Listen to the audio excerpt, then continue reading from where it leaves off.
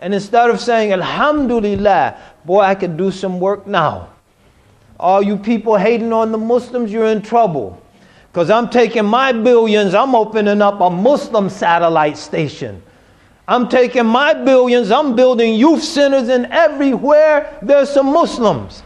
So the kids will have a place to hang out with each other. I'm taking my billions, I'm going to pay for Zaytuna College with my billions. They don't have to scrounge anymore because I'm here with my billions. No, he says, no, I want to go to Mauritania to study Islam. And on the surface is laudable. Subhanallah, Zahid. He wants to renounce the world. That is so nice. He wants to study.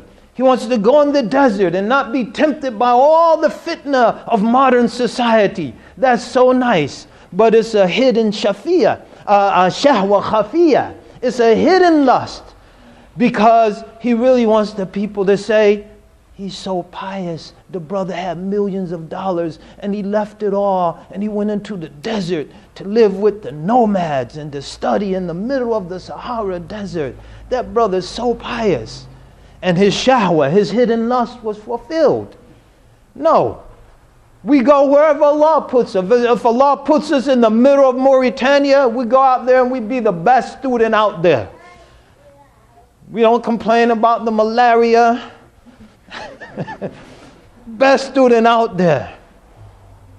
MashaAllah. And if Allah puts us in a situation to make $1 billion, we're the best businessman. We got the nicest suits. They're all halal. We got the John J or John G or whatever, non-silk tie. It's halal.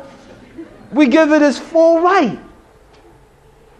So he also says later on, من أراد الخفاء أو الخمول فهو عبد الخفاء ومن أراد الظهور فهو عبد الظهور ومن استوى الحالان عنده فهو عبد الله.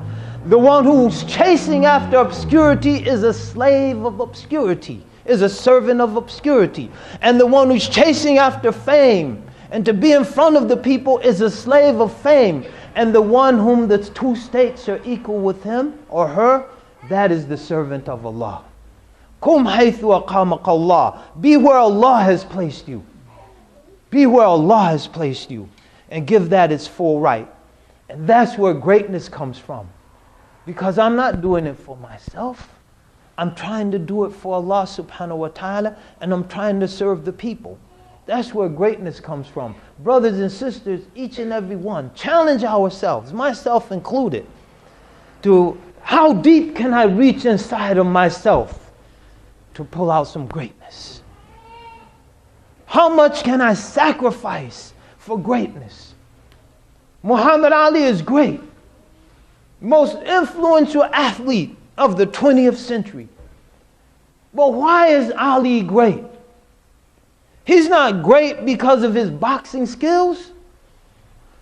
He's great because the world knows he was willing to give up his boxing career, to give up the heavyweight belt, to give up the fame, the fortune, the blinking lights, to give up his place in history as the greatest fighter ever. It's debatable.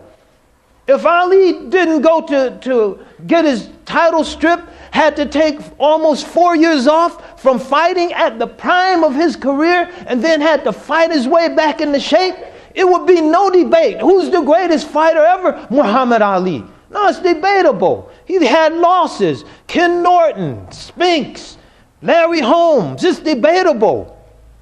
But there's no debate as to who was the most influential athlete. Muhammad Ali, hands down. Why is he famous? Why is he known? Because he was willing to give up much to defend his beliefs. He was willing to stand up and say, I'm a Muslim. At a time it was far more difficult than now. We have people now who won't say I'm a Muslim. Get an application, religion, they got a crisis. I really want this job. I got a crisis. Like if I put Moo, maybe they'll think that's a new religion. We're in California, New Age, I'm a Moo. I'm Moo and my name is Mo. So I'm a Moo Mo. No, Ali stood in front of the cameras in the 1960s when there was still not this tectonic shift in the mentality of most Americans, and said, I'm a Muslim, I believe in Allah, and if I have to stand in front of a firing squad for my faith, I'm going to stand in front of a firing squad, and I'm not going to go halfway around the world to kill some people who didn't do anything to me. You can take my title, you can throw me in jail, you can kill me, but I'm not going to give it up. That's why Muhammad Ali is great. That's why people all over the world put his picture in their house and on the back of their buses, on the back of their cars, on the windshield of their cars.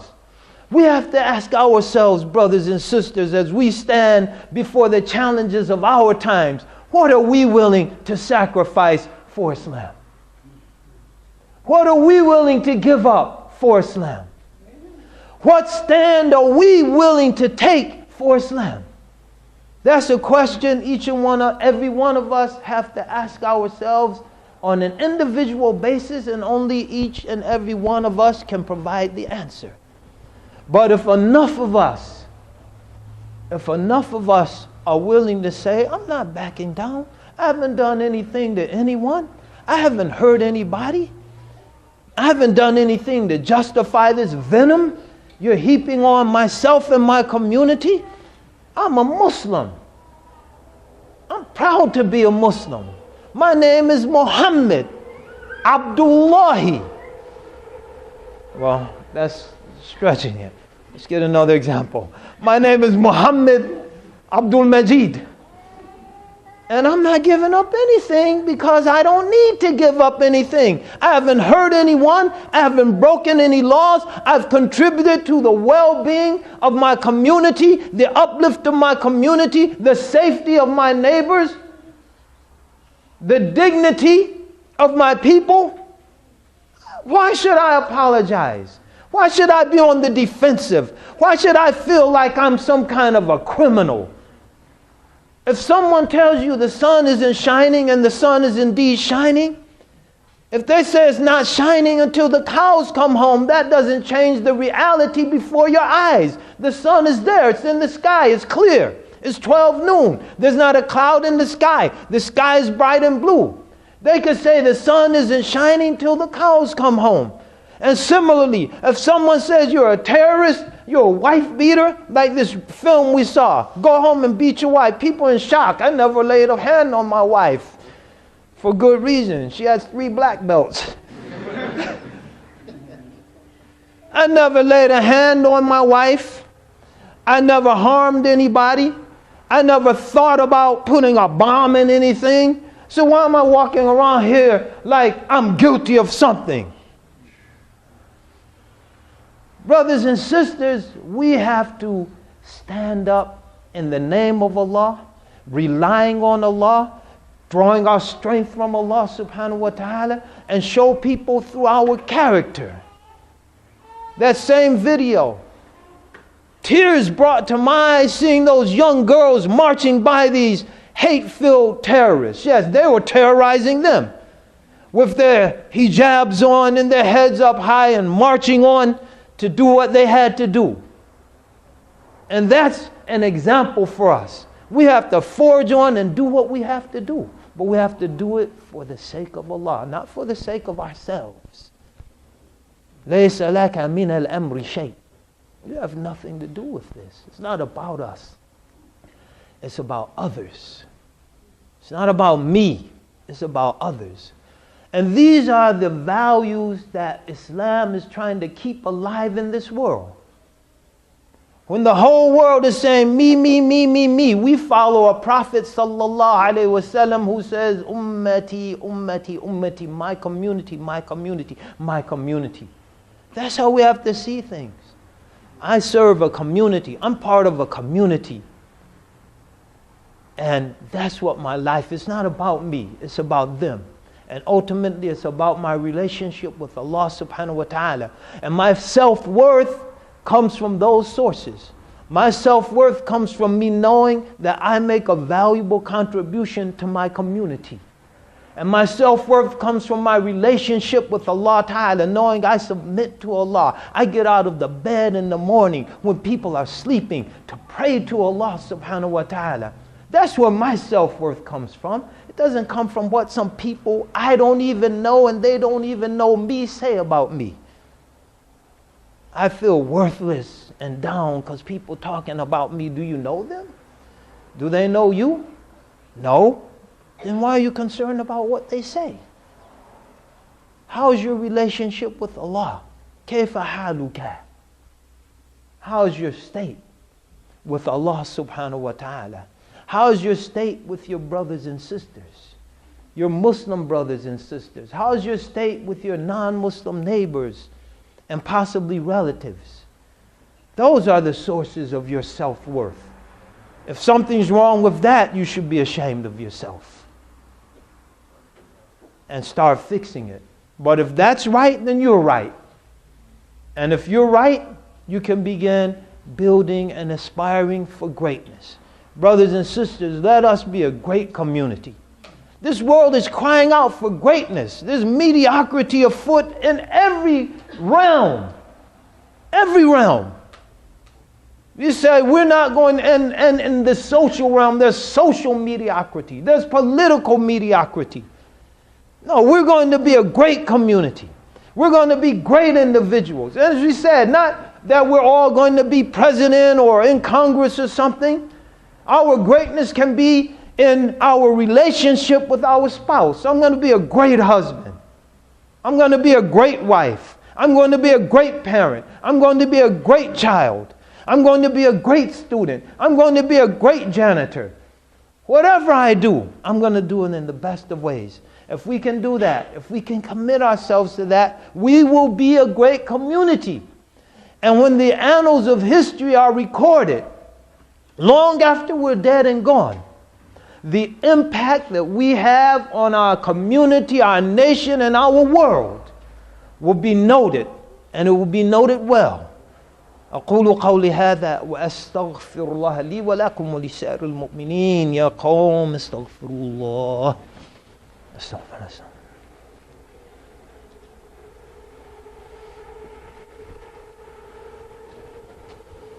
الحمد لله رب العالمين والصلاة والسلام على سيد المرسلين سيدنا محمد وعلى آله وصحبه وسلم تسليما كثيرا.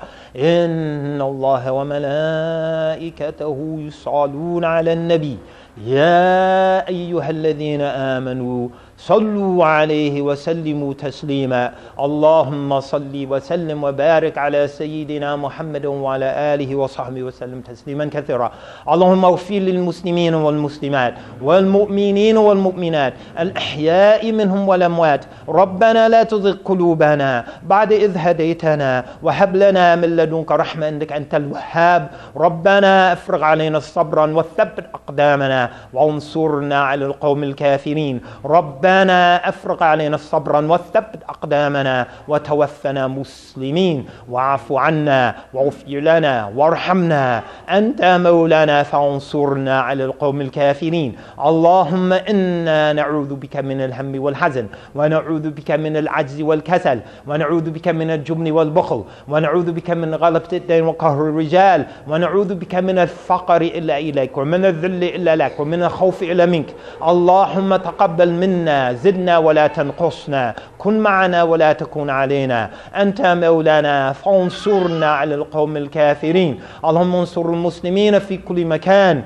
وانصرنا في هذا البلد يا الله. الله إنا نسألك الهدى والتقى والغنى والعفاف والمغفرة أنت مولانا فانصرنا على القوم الكافرين. سبحان ربك رب العزة عما يصفون والسلام على المرسلين والحمد لله رب العالمين وصلى الله على سيدنا محمد وعلى آله وصحبه وسلم. أقم الصلاة يرحمني ويرحمكم الله. He's so pious. The brother had millions of dollars and he left it all and he went into the desert to live with the nomads and to study in the middle of the Sahara desert. That brother is so pious. And his shahwa, his hidden lust was fulfilled. No. We go wherever Allah puts us. If Allah puts us in the middle of Mauritania, we go out there and we be the best student out there. We don't complain about the malaria. خمول فهو عبد الخفاء ومن أراد الظهور فهو عبد الظهور ومن استوى الحالان عنده فهو عبد الله. The one who's chasing after obscurity is a slave of obscurity, is a servant of obscurity. And the one who's chasing after fame and to be in front of the people is a slave of fame. And the one whom the two states are equal with him or her, that is the servant of Allah. Best student out there. MashaAllah. And if Allah puts us in a situation to make $1 billion, we're the best businessman. We got the nicest suits. They're all halal. We got the John J or John G or whatever, non-silk tie. It's halal. We give it its full right. So he also says later on, "Man arad al-khafa," with my billions. No, he says, no, I want to go to Mauritania to study Islam. And on the surface is laudable. Subhanallah, Zahid. He wants to renounce the world. That is so nice. He wants to study. He wants to go in the desert and not be tempted by all the fitna of modern society. That's so nice. But it's a hidden shahwa khafiyya. It's a hidden lust. Because he really wants the people to say, and instead of saying, Alhamdulillah, boy, I could do some work now. All you people hating on the Muslims, you're in trouble. Because I'm taking my billions, I'm opening up a Muslim satellite station. I'm taking my billions, I'm building youth centers, and everywhere there's some Muslims. So the kids will have a place to hang out with each other. I'm taking my billions, I'm going to pay for Zaytuna College with my billions. They don't have to scrounge anymore because I'm here.